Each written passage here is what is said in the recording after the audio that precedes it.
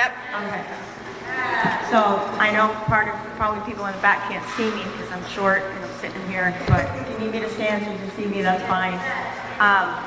Shouldn't have asked that. Stand up. Shouldn't You ask probably still can't see me though. Stand up. I'll stand on the chair. Again, hi everybody, my name is Delia and I'm an addict. I have to say, like, I too am nervous. It's actually the first time I speak at a convention, so be easy on me, y'all. And then, to top it off, I had been given a different topic. I didn't know that it switched till I got here. Oh. So I had all this preparation, mental preparation, like all this stuff, and then nope, you know. And I had to be honest, like I started to get resentment, and I was like, it's like, you know what? Everything happens for a reason. Just let it go. Right? Maybe I need to talk about pain. I can't even remember it. Pain, whatever it is. Through pain comes growth, right? And you know, y'all know, gathered by now that that's my husband, and so yeah, there's been a lot of pain throughout. Let me go back. I say it because he had mentioned there's been a lot of pain, you know, for the last few years, actually longer than that. But let me go back to like what brought me to this room was pain, right? Like, you know, just to qualify for a little bit, you know, I grew up in Boston, ran in Springfield, and moved to Worcester, right? Worcester, I don't know if y'all ever heard of it, but it's a town near Boston. But, you know, what brought me to this place was pain, right? To the rooms of Narcotics Anonymous was the pain. And, you know, I was sharing this the other day, like, I remember my last day using as if it were yesterday.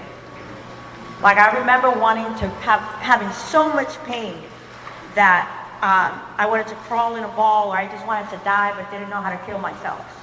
Right? At the end of my using, right, I was homeless. I was like, I don't know, 60 pounds, if that. And I had lost everything. I, you know, didn't have my family. I had kids. Kids wasn't involved in my life. Like DCF took them all. You know, I had nothing. And, you know, I remember my last day. I was roaming around in Springfield, and I remember being in so much pain and just looking up, man. That's one thing, like, I've always had a relationship with a higher power, even in my using, even though, like, I would cuss him out mostly, but I still believe, right? And so, like, I remember looking up and saying, do something with me, because I can't take this no more. He said, all right, you're going to jail. I got you. And that's where my journey started, right? Because for this addict, I needed to be, like, confined, right? Because no matter what detox I went to, no matter how many, like, stints in jails I did, like, I would come back out and do the same thing and bring that pain all over again. And, you know, I remember going through detoxes weren't detoxes for me anymore. Like, I didn't even go to detoxes. My detoxes were in jail, right? But I would come out and do the same thing. But during my processes in those detoxes, like, you know, going, seeing the commitment, thank God for H&I, right? Like, those seeds were planted. And, you know, the suggestions, go to further treatment. See, I was that addict that'd be like, for what? Like 6 months? Are you nuts? Mm-hmm. Like, I gotta go home to my kids that I didn't have. Right. I gotta go home to an apartment that I wasn't paying for. Yep. I had to go to a job where supposedly they're gonna fire me because I was using up in the offices, smoking crack in the office, right? So, like, all these excuses, man, I don't got time for that. See, because I was that addict that believed that if I just stop doing the drugs, I'll be all right. Mm-hmm. Like, all that stuff y'all were talking about, that, oh, no, it's you? What do you mean it's me? That shit used to offend me. Like, I ain't the problem. You're the problem. That's y'all. Y'all got issues, not me. Right? I know for me it's the drugs. If I just get the drugs out of my system, man, I'll be all right. So I didn't let nothing come into this brain of mine, like no open-mindedness at all.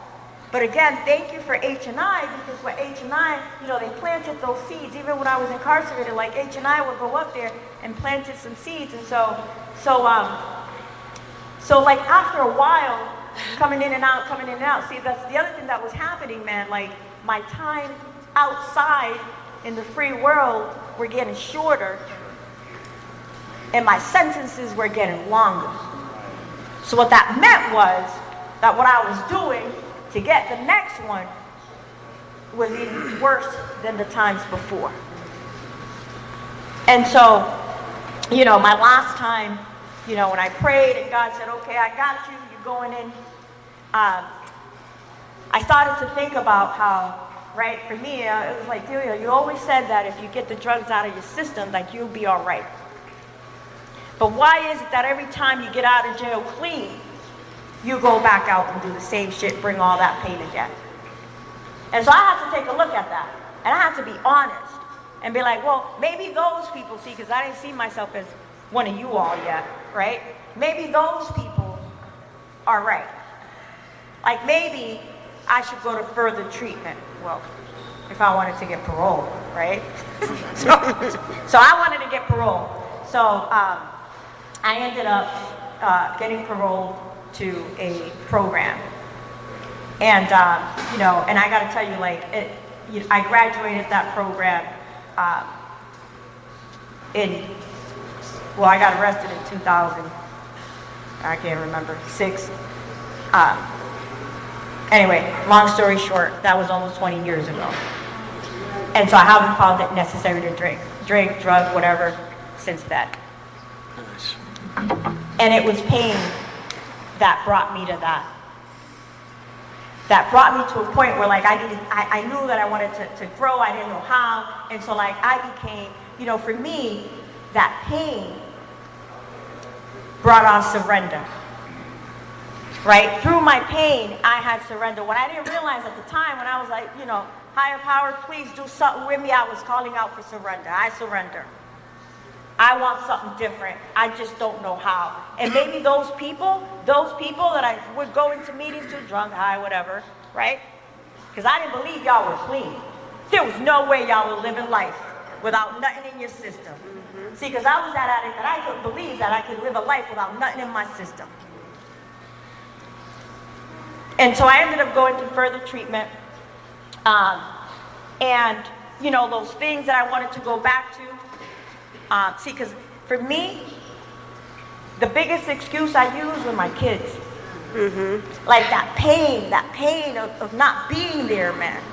Of not being a mother, man. Thank God, like my mom took care of my kids, but still the pain was there. That I had abandoned my kids. And that guilt, that shame, right? And back then, like today, I'm just going to use these words for this guy. Like, it's kind of normalized now. Like, a lot of grandparents have the kids. But back then, like, a woman with a record, a woman who abandoned her kids, like, you were the worst of the worst. Mm-hmm. And so, like, now I'm like, how am I going to live? How am I going to go out into this world clean with all this wreckage and not feel ashamed? Anyway, so, I lost my train of thought, but going back, right? Because now I'm back in that place. And, but this time, I surrendered again, right? Because that pain of not being a mom, and like people telling me to surrender to my higher power, surrender to the program, and I didn't want to hear it. But in that program, man, I surrendered to that pain and was like, okay, if that brings you so much pain, how are you going to grow with that? And for me, it was stay in this program. See, because I could have gone, after I finished parole, I could have gone to go to my mom, because my mom's always been real welcoming. Done that, been there, but I needed to do something different. And so for the first time, I did not go home to my mom with the kids. Because what I also remember was when I would go home before, and my mom, thankfully, would always allow me to be part of my kid's life. And she'd be like, oh, take him to the doctors. I'm like, okay, I get to play mommy now, right? I sit at the doctor's office, and it's like, the doctor's asking me questions like, has she broken any bones? She's too young for me to ask her, right? I don't know.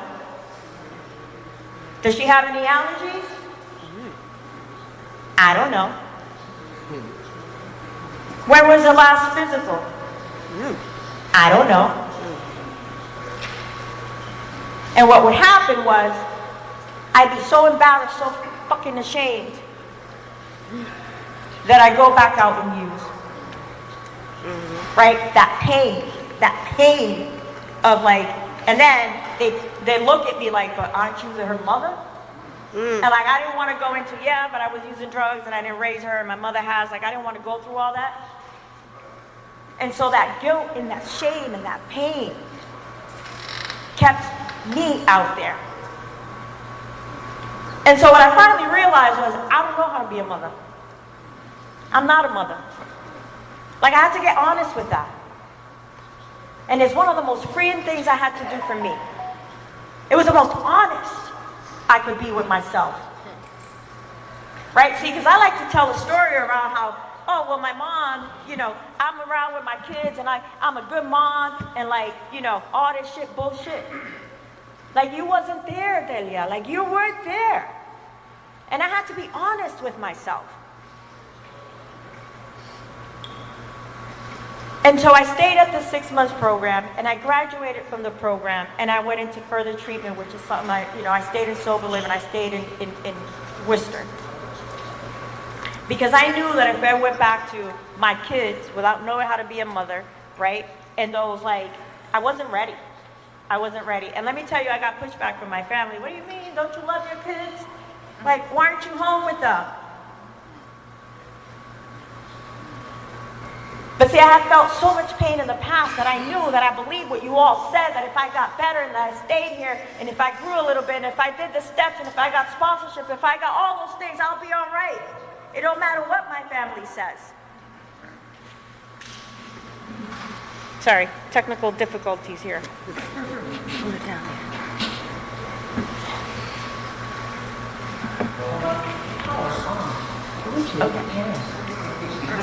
Okay. And so I made the decision to stay out there. I went to sober living, got myself a little get well job. Now let me tell you, like, I hadn't worked in over 15 years, a real job. Right? Because I was too busy running the streets. And so now I got a criminal record, no job experience. I don't know where I'm living because I'm not from there. And so I get myself, right, a get well job. And I wanted to quit that job every day because I wanted to take a chair and smash it over the supervisor's head every day. Every day, man. But again, you know, this program had taught me that if I did that, I was the one that was going to pay the consequences. And also, like, patience and tolerance and how to deal with other people. I got laid off. I had never been so happy to get laid off, boy. I was like, woohoo, right? Because I didn't quit. Because that's the other thing, man. When I didn't want to feel no pain, I quit. Before the pain got too great, I quit. I run. I'd isolate. And then blame y'all. Yep. Or my family. And so I didn't quit. I got laid off. I'd never been so happy. But then I lost my sober house because I couldn't pay the rent. Anyway, another opportunity was offered to me, and I ended up going there. But man, I could go on forever, y'all. So You're good. You got lots of time.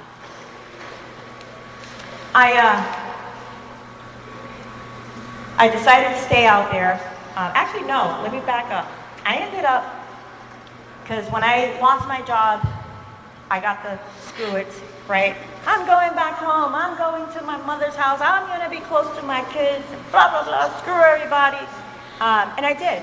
I went, moved in with my mother. Let me tell you, the pain got so great that I got there, I think it was 4 days, I went back to Worcester. Because I already started to feel like my spirit wasn't right. I wasn't near my network. And like, I knew that if I stayed there, and so the hardest thing I had to do clean was tell my kids all over again, sit them down and said, I gotta go. I gotta go. But I knew that if I stayed, I was gonna use. And so I went back to Worcester, which I used to think it was called when I first got there, but Worcester. And you know, I just stayed there, got another get well job. I never quit, even though when things got really hard. Because again, one of the things when things got really hard for me, I quit. Never finished anything. And so one of the promises I made to myself is that I won't quit, because you all taught me that if I just wait till, don't leave until the miracle happens. Right? And for me, what that meant was, I know that if I stick this through, whatever's at the other side is going to be 100% better. Mm-hmm. And so I owe myself that, at least to hold on. But anyway, I ended up getting another get well job, and then, I stayed there. After a couple of years, I meet my husband. And I say that to say, like you just heard him share, he's got 8 years. I'm not telling his story, I'm just gonna tell you my story and my experience, right? And so, what that means is that he picked up. My husband picked up, sorry. And so now, I'm in a relationship with an addict, active addict. And, it was really painful. It was really painful. Right? And I heard around here, and so let me tell you all, especially, anyone who's in a relationship, like for the first time in my life, right? When I met him, like I wasn't, because I was that person that would drop everything for a guy. Right? Because I wanted to be up his ass all the time. And so for the first time, because of the women in this program, because I started to do some steps, because I started to do some healing, man, I put myself first. And so, I met this man, I was like, oh, damn, he's fine, I gotta get with that, right? And so, we did. And, I was doing volunteer work, I had my little job and stuff, and I remember he used to be like, so this is where the growth come, right? Because of the pain, man. I've endured so much pain because I gave up shit because I wanted to be up people's asses, man, and didn't do shit for myself, put myself last. And so, I used to go to do volunteer work, man, because I loved what I was doing for volunteerism. And he'd be like, why are you going to that place? They don't even pay you. And for the first, he's like, why don't we go here? I said, no, because I like it. I want to do this. If you want to come, you can come, but I know I'm going. Okay. He's like, no. Then he walked me to the corner at the end so I could go to the place. Then he started walking me up to the place. Then he ended up inside and he ended up joining the volunteer place. Right? But I didn't stop what I was doing. Right? That for me was growth, man. Because again, I've experienced some pain around not putting myself first. Right? And if I'm better, the relationship is better. And so, relapse comes, and shit gets real.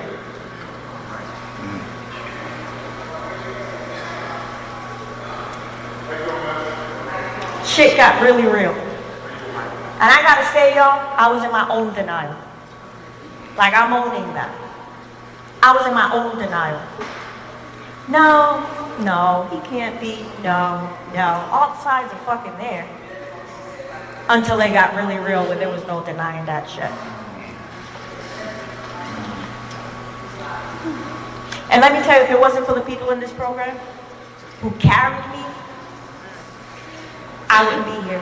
Because I used to hear a lot, this is he takes 2 for 1, especially in a relationship. So when I started really suspecting that he was doing his shit, I said I armored up. I started to go to more conventions than I ever had. Right? Because I can't fix nobody. All I can do is work on what I'm doing to make sure that I don't end up there. And so I started going to conventions. I started going to more meetings, right? I started armoring up, calling my, being with my sponsor, my network, conventions, like going to meetings, doing commitments. I said, I got to do this shit for me. I can't do for him what anyone needs to do for themselves, right?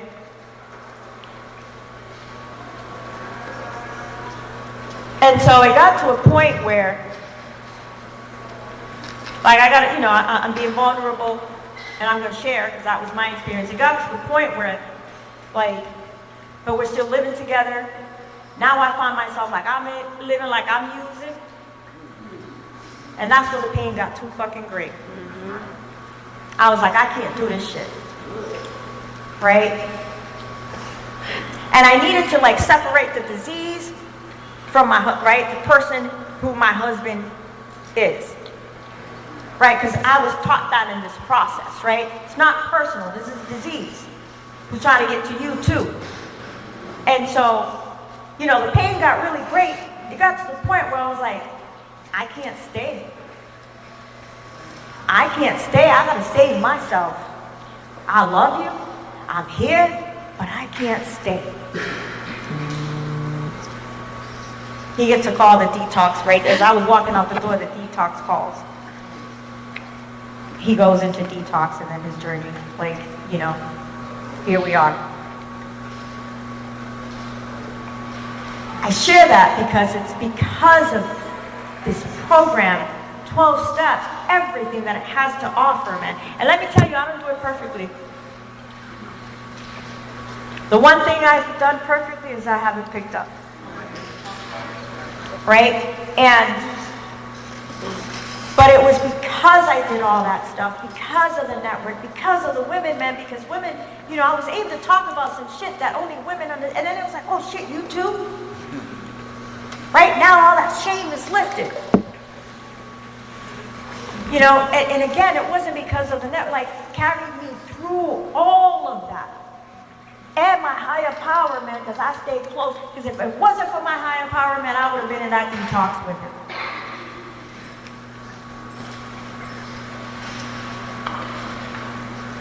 And so today, right, because another thing that I've been taught through this process is like, right, because when I got here, I didn't know what I was feeling. All I knew I was feeling was anger, frustration. Like, but I've been taught through this process, like, pay attention to what you're feeling. And sometimes I don't even know, y'all. Like, I got to be honest and say, I don't even know what I'm feeling right now. I got to figure it out. And I don't figure it out, man. I start praying if there's nobody around. Because sometimes I don't want to process with anybody right away. I got to wait a little while. And then I'll be like, whatever. But I process, man. Because before I started to pick up the drugs, man, people, I hear people say, oh, I want the life that I had before I started using. I'm the one to tell you I didn't. Because it was the fucking life that I was living before I picked up that I picked up. I'm not saying I didn't have some good memories as a child, as a teenager, because I do, but there was a lot of fucking pain. And so, we all got through that, and like, let me tell you, man, life shows the fuck up. But again, I've learned that if I stayed armored up, and when I say that, it's being like connected to the people in this program, man, I will be all right. And not to sit with that shit alone, see, because I don't want to tell y'all some shit, because,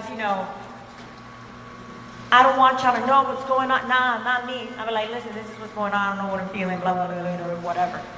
Like, because I know that's what's worked for me, and I need to do that if I want to stay here, because I know, like, for me, this is about life and death.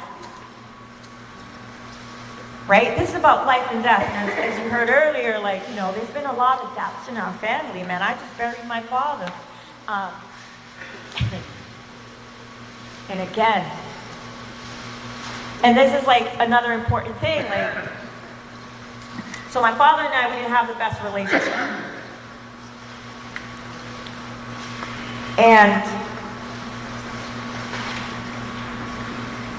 But when he was diagnosed with cancer, I was one of the first people he called. Now I could have been like, screw that, man.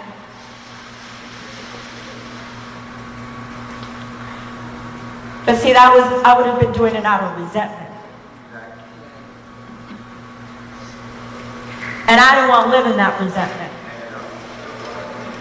Right? Because at the end, it was going to hurt me. And so, I stepped up. I was handling his care. But there was one question that I wanted to always ask my father. And I was always too afraid because I was afraid of the answer. And it was why. And so talking with my sponsor and stuff, she's like, if you're going to ask now because you were never going to have that opportunity. And so when he was in hospice care, he wanted to die at home.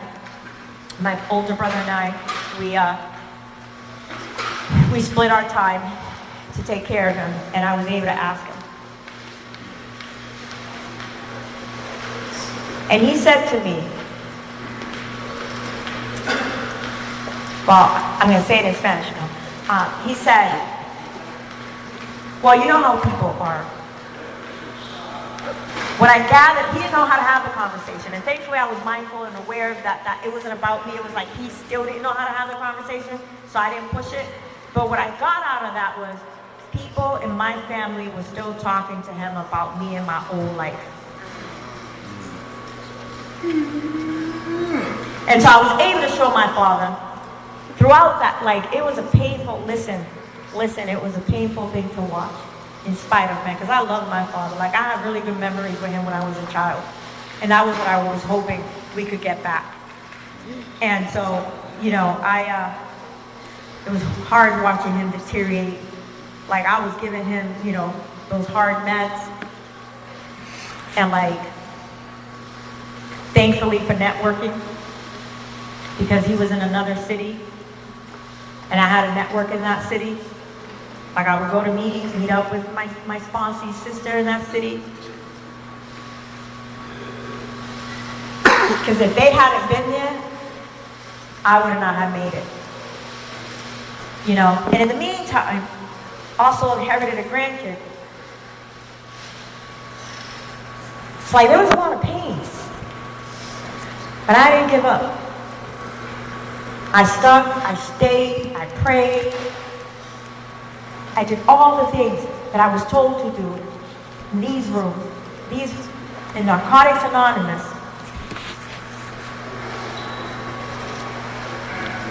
To stay clean and to stay safe, right? And,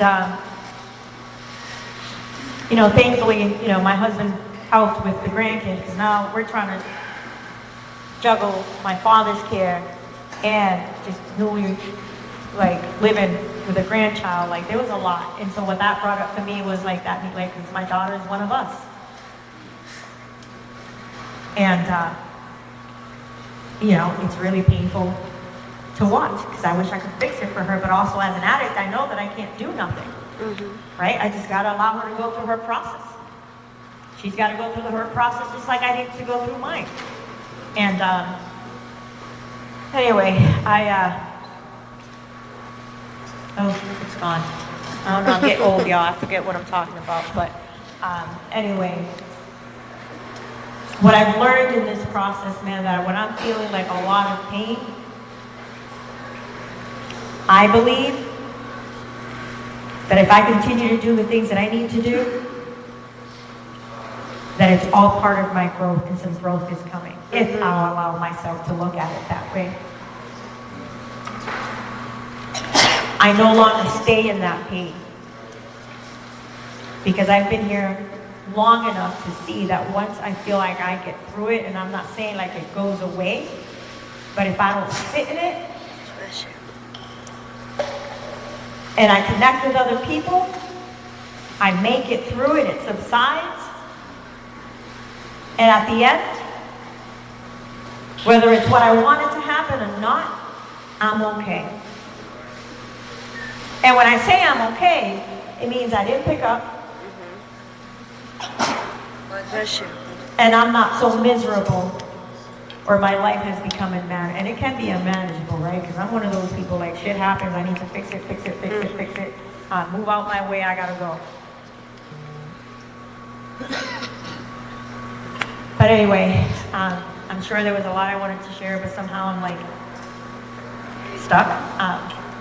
But you know, I gotta say, I am so grateful for the program of Narcotics Anonymous. I'm so grateful for the steps. I'm so grateful for my sponsee sisters. I'm so grateful, like, just for everything. I'm grateful for the pain I've actually gone through.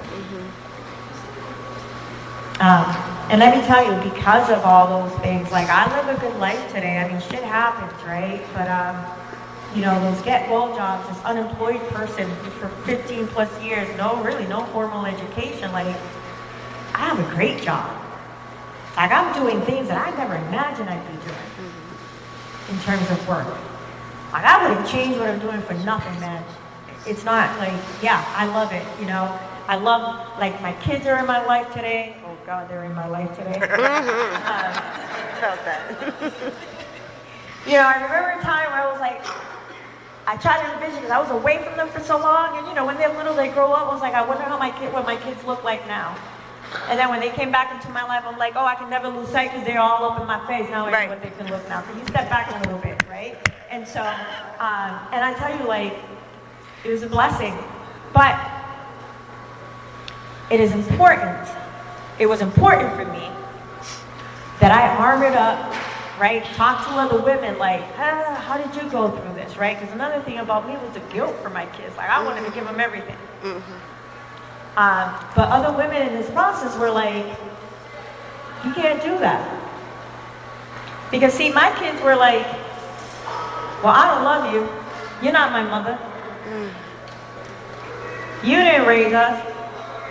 And like, I remember years ago, my oldest daughter, especially my oldest daughter, because I did raise her for a little bit before she was taken away. And like, that would be the biggest pain, and I'd be out there. But because I got around with other women, and because other women supported me and guided me through this process, man, when my daughter came and told me that shit, or my kids came, I was like, yeah, that's true. It is true. You're right. I did it. It's right. I was able to be honest. You're right. I wasn't here. I'm here now. What can I do? You know? And, anyway, can y'all hear me? Yeah. All right. So, you know, again, I say the importance of, like, for something I didn't listen to for so many years, man, had I listened to before, although I like where I'm at today, so I'm not even going to say I wish this happened sooner, right? But again, network, sponsorship, man, higher power, that's how I get through the pain that I've endured in the past, and I've grown from it, and I'm sure that this pain is still going to come. Because that's, for me, that's, you know, it's part of life, on life's terms. So, thank you all. My name is Delia, and I'm an addict.